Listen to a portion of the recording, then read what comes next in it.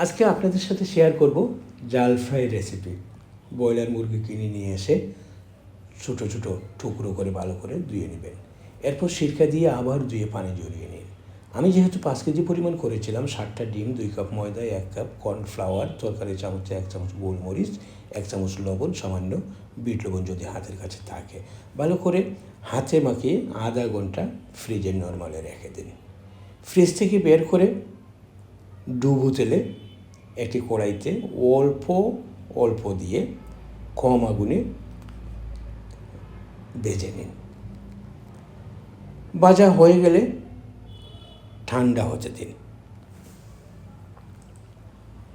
এরপর প্রশস্ত ফ্রাই প্যানে 2 কাপ তেল দিয়ে আগের থেকে হাফ করে কেটে রাখা পেঁয়াজ দিন।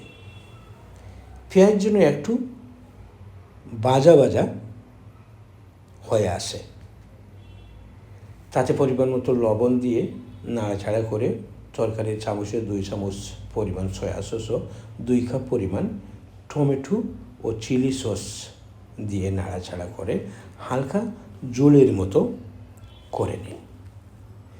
ভেজে রাখা মাংসগুলো এখন দিয়ে দিন।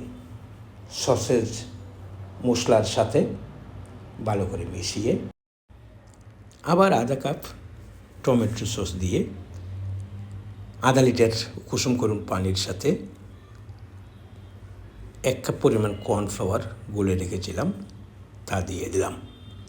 এখন নাড়াচাড়া করে ফুটিয়ে নিয়ে